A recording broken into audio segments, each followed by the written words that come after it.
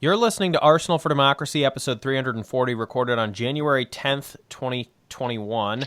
I'm your host, Bill Humphrey, here in Newton, Massachusetts. Joining me on the line, as always, from Boise, Idaho, is my co-host, Rachel. Hello, Rachel. Hi, Bill. Glad to be here. And joining me on the line from New York City is returning co-host, Kelley. Hi, Kelley. Hi, Bill. Hi, Rachel. So this week we're going to be talking about the Taft-Hartley Act, passed in 1947. This is something that we've, of course, alluded to frequently on the show, and we had talked several weeks ago on the show about the 1934 Toledo Auto Light strike, and we'll be talking about some more of those 1934 strikes. Those were happening in the context of two of the Great Depression-era labor laws, one of which is known as the Wagner Act, which was passed subsequently to those events in 1934. And we are going to be talking about what those acts covered, what the Taft-Hartley Act replaced, and then subsequently what has happened since the passage of the Taft-Hartley Act. We will also be talking on future episodes about more state-level labor law issues and so forth, as well as recent applications of the Taft-Hartley Act of 1947. But this week we're going to be focusing more directly on that legislation. As I said, that was passed in June 1947 by the new Republican Congress with substantial Democratic support over the objections of President Harry Truman following a previous year-and-a-half-long strike wave, which Kelley is going to be talking about, that followed World War II. It was sponsored on the House side by Congressman Fred A. Hartley Jr. of New Jersey, then in his final term after 2 decades, who had survived many close races during the height of the Democratic hegemony during the Depression and the war. He was later unsuccessful in seeking Senate seats for New Jersey, and it was, of course, famously sponsored on the Senate side by Ohio Senator Robert A. Taft, chair of the Senate Republican Policy Committee and the Senate Labor Committee, who was also the son of President Howard Taft. Robert Taft, who had been one of the most prominent anti-New Dealers since his election in 1938, would go on to unsuccessfully seek the GOP presidential nomination against Eisenhower in 1952. He had already, at this point in 1947, he had already sought the nomination in 1940. He did so again the next year in 1948, and he came the closest in 1952, but the more moderate war hero Eisenhower prevailed narrowly. Ironically, Taft would die of cancer the following year, so if he had become president, he would have died in office. Back in 1944, Taft had come within 18,000 votes of being unseated for re-election because of immense union opposition, but as we're going to talk about, he beat them in the end with the Taft-Hartley Act. In his 1950 Senate campaign, he blew his opponent out of the water by more than 431,000 votes, exploiting fractures in both the Democratic Party and union membership that had emerged on the question of labor militancy and leftism. And you can go back to our episode in the back catalog about the labor radicalism in Hawaii, for example, to hear about more of that post-war period divide over the question of the role of radical and militant tendencies in the organized labor. Taft's very hardline conservatism was a harbinger of the future orientation of the Republican Party even before Goldwater in 1964, as was demonstrated in that 1952 battle with future President Eisenhower. Kelley, let's go to you first on this and talk about what the Taft-Hartley Act replaced in the Wagner Act. You can both weigh in on that, and then we'll talk about the context around the actual passage of Taft-Hartley. So, as I had said earlier, there were 2 attempted Great Depression era, New Deal era labor reforms under FDR's administration. We talked about the one from 1933 in our episode on the Toledo Auto Light strike in 1934, but it was then struck down by the Supreme Court, and this was replaced by the Wagner Act in 1935. So could you go over what the Taft-Hartley Act was trying to change that they did not like, that the conservatives did not like about the Wagner Act passed in 1935? Sure. So as I was reading material to prep for this week, the thing that stuck out in my mind was thinking about the Wagner Act as a list of things that employers were prohibited from doing. So it restricted some of the activities of employers, while the Taft-Hartley Act restricted the activities of the employees themselves and the unions.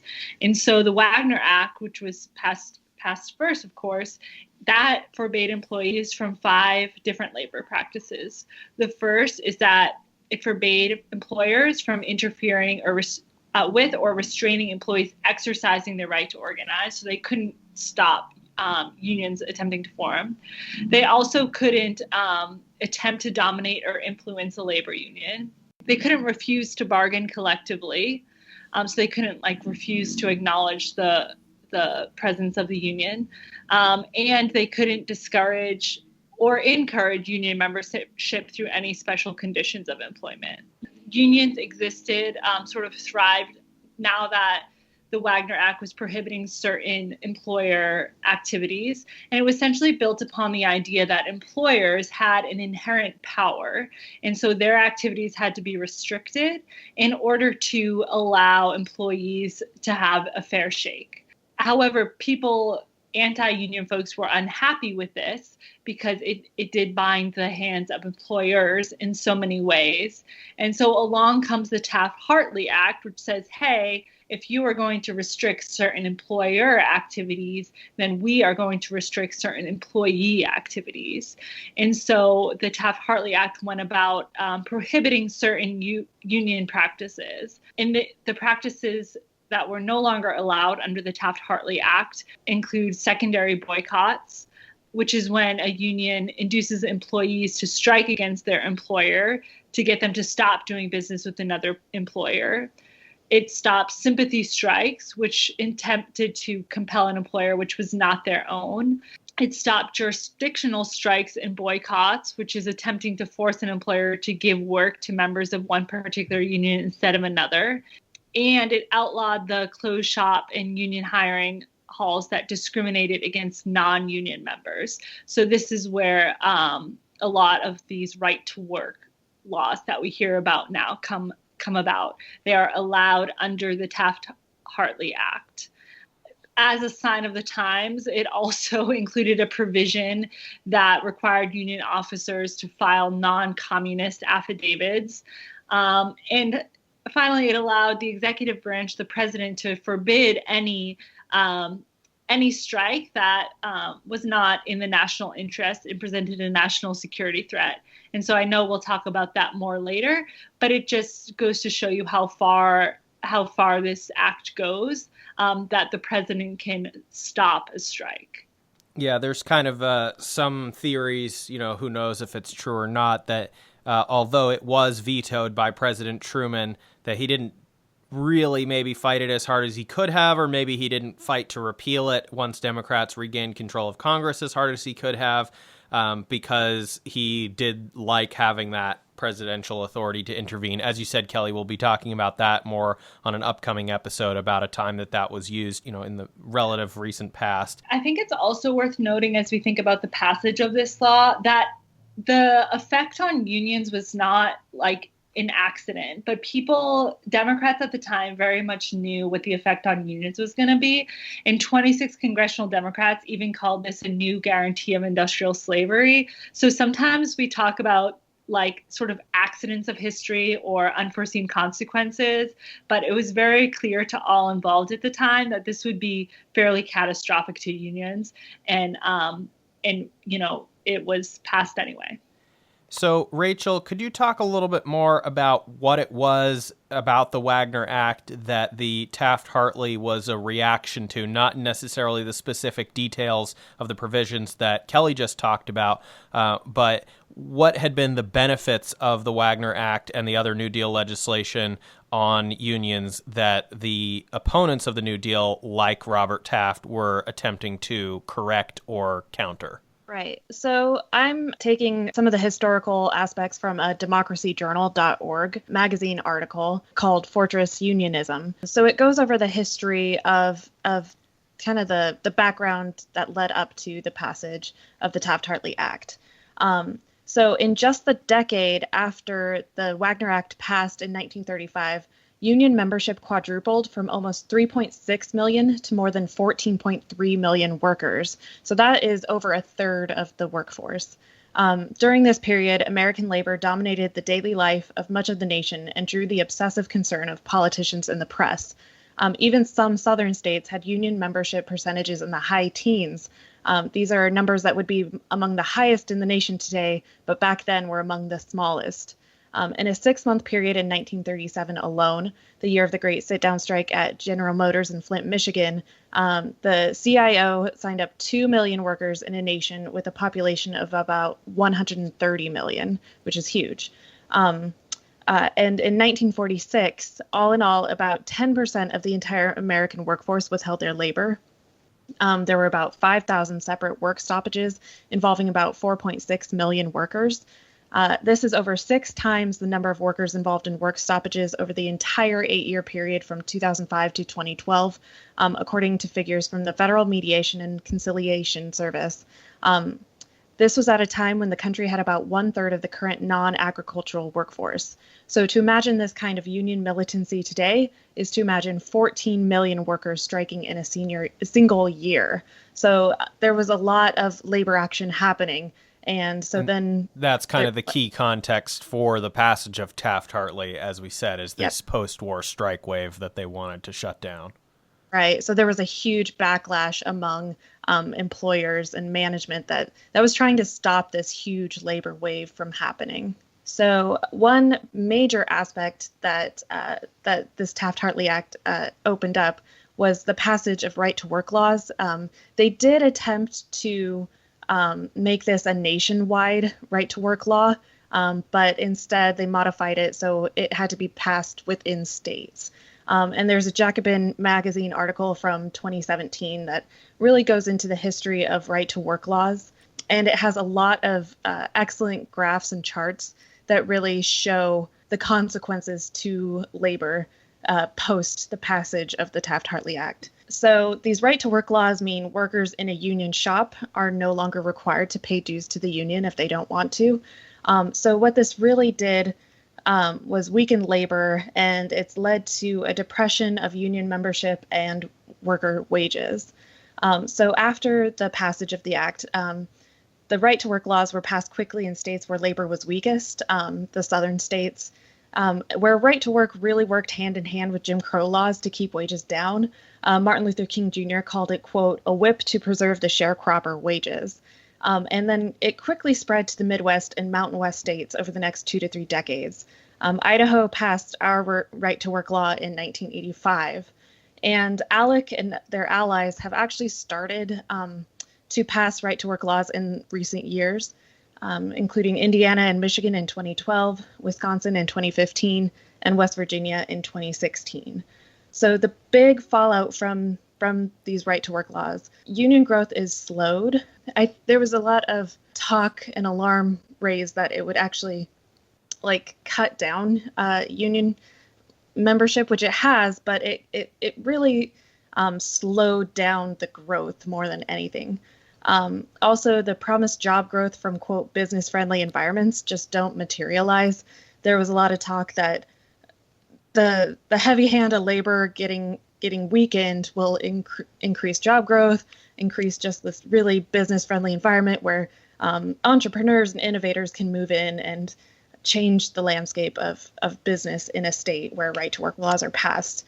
However, this just doesn't materialize, and worse, right-to-work states are at a disadvantage in attracting higher wage jobs. And also, there's a pronounced wage gap between right-to-work and non-right-to-work states, especially for workers in median wage jobs. So in 2015, the median wage in Mississippi is at $14.49 versus DC, which is at $24.58. And this actually bears out even after other factors are controlled for. A quote from this article: in order to isolate the effect of right-to-work laws, economists at the Economic Policy Institute, this was a 2011 study by Elise Gould and Heidi Scherholtz, and it was later updated by Gould and Will Kimball in 2015, controlled for an array of individual, such as education and employment status, and state variables, such as cost of living and unemployment rate. And they found that wages in right-to-work states are little over 3% lower than in non-right-to-work states. This is a $1,500 deficit for a typical full-time worker. That wage penalty is compounded by the fact that in the American context, much more than wages are at stake at the bargaining table. The compensation penalty, factoring lower rates of job-based health and retirement coverage, is even wider. So this has really put workers at a disadvantage and really cut down on both the wage and compensation packages that workers receive in their jobs. Now, Rachel, one of the things that we have talked about this past year in 2020 in our examination of the Second Industrial Revolution and some of the changes to the U.S. economy from the previous sort of iterations of the U.S. economy was the rise of this. I mean, it subsequently became known as the middle class, but it's almost because it's a middle function within these very large corporations. These white-collar workers, even at an industrial corporation or a railroad company or something like that, who are not in the executive level positions at the very top of the company. They're not in the C-suite. They're not owners of the company. They're not major shareholders of the company. Maybe they get a little bit of stock compensation, but it's a really nominal amount. But they're also not workers on the shop floor or the workers who are actually in the locomotive running the train. These are the middle management workers, which we've seen since the paperwork revolution that we talked about, the clerical revolution in that second industrial revolution, where you have the invention of cheap industrial processes for paper, you have the invention of typewriters, you have telegraphy, you then have telephones, etc. You have this growing number of workers who occupy these logistical positions, these paperwork positions that keep the company running, make a lot of decisions on how to execute certain things that are mandates from the top of the company and so forth. But they themselves are not making the overall decisions for the company. They themselves are occupying this sort of liminal position within the corporation, these middle manager positions, white-collar positions in these companies. These became increasingly important. We've also seen a second surge in those positions in companies as the computer revolution, the information technology revolution of what is sometimes the third industrial revolution in this country, created an even bigger sort of not only role for, need for, but also the capacity and ability for these type of positions in a company. This is one of the sort of lesser sung features of American economic development that we've talked a lot about on this show. But because of this liminal position that they occupy within the companies, for a long time, there was kind of a debate as to what their alignment was or should be, ought to be, with regard to labor and management disputes.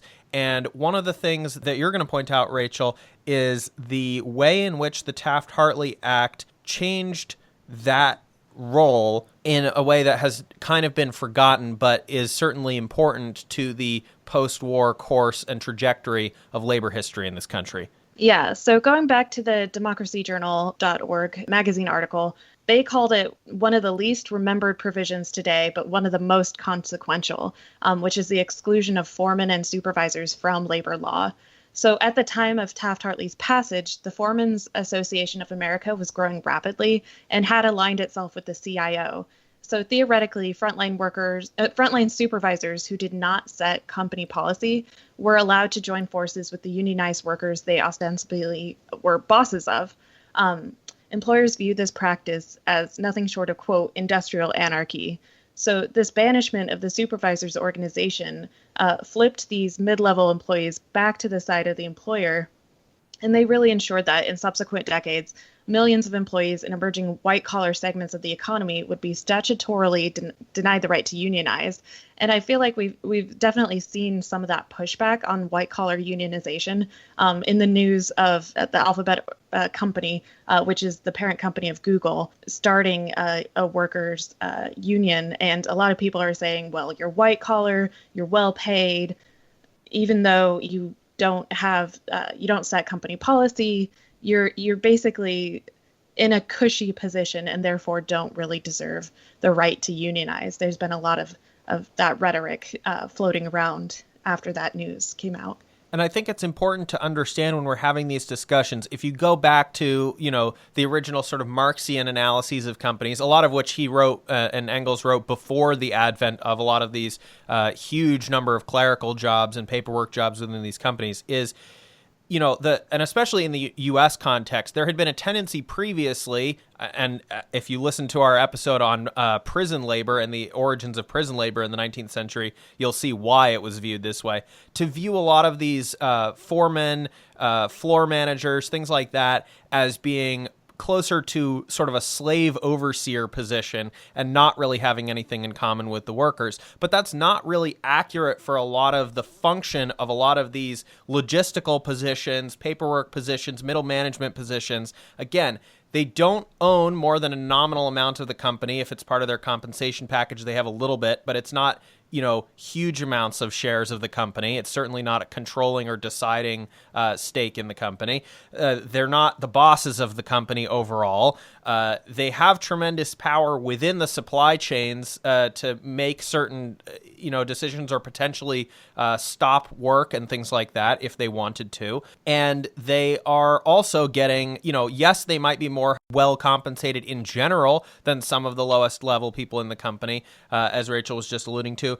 But if you look at the very strict Marxian definition of what is a wage, it is basically you take the amount of value that that person is generating for the company and you divide it into two parts.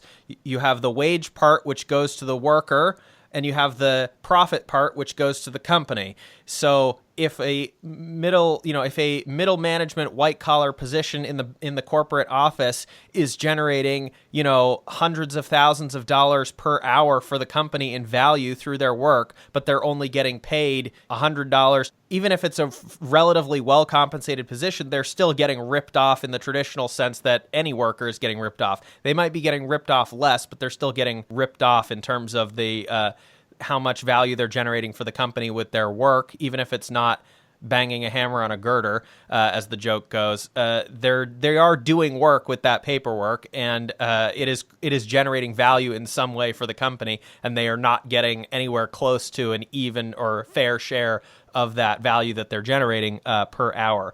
One of the other things that you can sort of, we're not going to get into it too much today, but you can keep this in the back of your mind as you're thinking about this, is that although the Taft-Hartley Act, broadly speaking, discouraged and pushed back on having these sort of managerial unions, it was not true that every single industry lost those.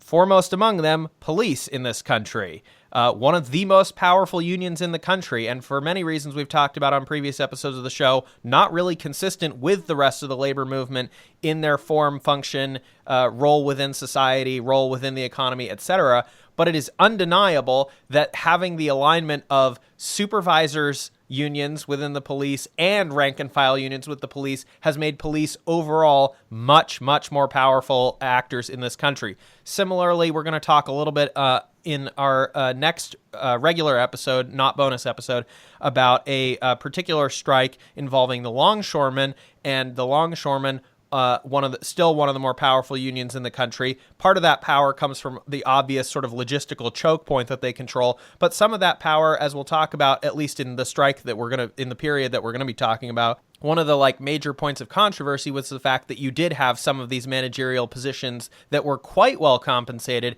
and were unionized, and that further added to their power. So these are some themes to be thinking about as we're going forward. And by the way, just as a side digression, I'm really excited that we don't have to stick to the exact short time constraints that we used to have on the episodes, because this is the part that was getting left out on a lot of our episodes over the past year, was that we would talk about the historical development of the factors and then not get to talk about and what does that mean from there, which we've just gone over now. I think one thing we're thinking about here too is how the labor force has changed in the last 50 years with, the advent of computers and more of those middle type management jobs and fewer people actually on the line building the car, because robots are doing more and more of that work, and there are more jobs in offices controlling the robots.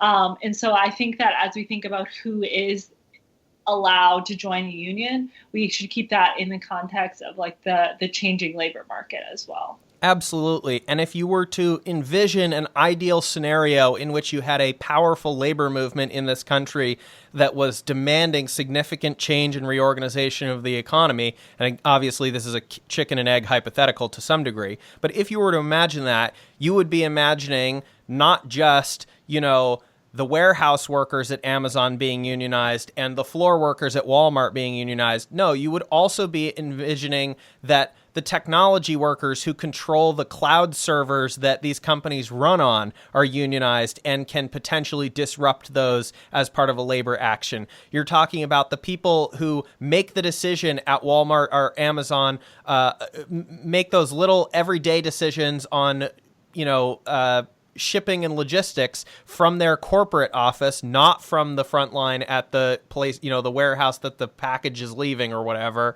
Those are the people that have immense control over the bottlenecks in the U.S. economy that gives them leverage to extract concessions. Same thing if we're talking about something like a union at Alphabet, aka Google, is that if you have some of these technology workers, which are increasingly these white-collar jobs, these kind of liminal positions within these corporations, are an increasingly large share of these companies, which the companies, yes, the bulk of their value is being generated by the service workers that work at the lowest level or by the manufacturing workers if it's that type of company. But a lot of this is also being driven by, determined by, and controlled by those liminal white-collar so-called middle-class workers who, again, aren't really a middle class. If you want to get really strict and technical, they aren't a middle class because they don't own the capital. They work for a wage. It's called a salary in their case, but it is functionally still a wage, even if it's not divided by hourly, which is something we could get into on another episode, I guess, as well. Anyway, Rachel, did you have any thoughts on this? I'm just really excited to see what the Alphabet Workers Union can accomplish. I think one super important thing to note is that they are also including independent contractors, which is huge because that is such a huge part of their labor force, as well as the labor force of a lot of these tech companies, which has been used in the past to really kind of kneecap labor power and organizing power. Also, something else I wanted to point out is that in addition to the Alphabet workers speaking out against what their company is doing and the policy that they have really no say in, Amazon Web Services workers have been speaking out against the hosting of some websites. I'm sure y'all know that Parler's in the news lately, and actually a whole bunch of Amazon Web Service workers did circulate a petition asking for Amazon Web Services to stop hosting Parler. So that's something else that's really important. Even though these workers don't really get to set the policy that their parent companies are enacting, they are starting to speak out and organize to try to help democratize the workplace, which is something that we definitely need. And that's something that labor is really helpful in providing for workers. I'll go back to you now, Kelley, to talk more about the current context. Where are we at in terms of the modern state of the Taft-Hartley Act and potential reforms that pro-labor people are pushing for? Obviously, what Taft-Hartley replaced was not perfect either, so it's not just a question of rolling it back to that, but there are some things that we could certainly do that would get us into a much better position and a much fairer and equitable position. Yeah, I mean, I think one thing that is very obvious reading about and discussing this is that the Taft-Hartley Act still very much dictates how unions and their employers operate today. It is still very much a hindrance to the pro-labor, pro-union forces. And so during the 2020 primaries, both Senator Warren and Senator Sanders specifically called out for repeals of certain sections of the act. They both wanted to get rid of the right to work laws, as well as the rule that allows employers to have quote unquote captive audiences and share their, anti-union rhetoric at places where employees are required to be. And they both endorse the right to restore secondary boycotts, which is like we mentioned, boycotting to get your employer to stop doing business with another employer. And so there are certain sections of the act that the more progressive wing of the Democratic Party would like to repeal. But many union strategists say that doesn't even go far enough, and we need to repeal the entire act. Senator Sanders' legislation, which he's titled the Workplace Democracy Act, is the current gold standard in legislation to protect unions. It hasn't been passed, but his ideas he's written down in this Workplace Democracy Act. But even that doesn't totally repeal the Taft-Hartley Act, but does repeal these pieces of it that we've mentioned. One difference that's worth noting between Warren and Sanders in the 2020 primary election was that Warren wants to limit the definition of supervisor, essentially. So when we talk about prohibiting the unionization of supervisors, supervisor, of course, has to be defined for that in order for that to be enforced. And Warren wanted to update and change that definition, while Sanders wanted to eliminate that entirely and allow supervisors to unionize without hindrance. All right. Well, as always, our notes and links will be up at arsenalfordemocracy.com in a PDF with this episode, as we do for every episode. Kelley, thank you so much for being on this week to talk about the Taft-Hartley Act. Yeah, thanks for having me. It's always fun to talk to you both. And Rachel, thank you for being here as well. Always a pleasure. Glad to be back after our brief holiday hiatus.